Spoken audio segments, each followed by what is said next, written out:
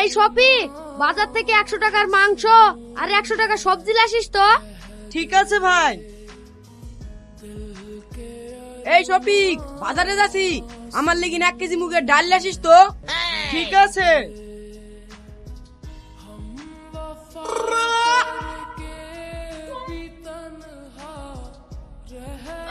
কি ব্যাপার, 100 টাকার মিষ্টি এত কম কম লাগছে কেন?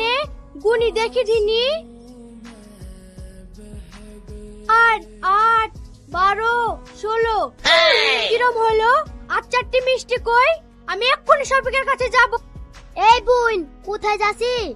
আর বলিসনি, শফিককে 100 টাকার মিষ্টি আনতে দিছিনু, 4টি মিষ্টি কম লেগেছে।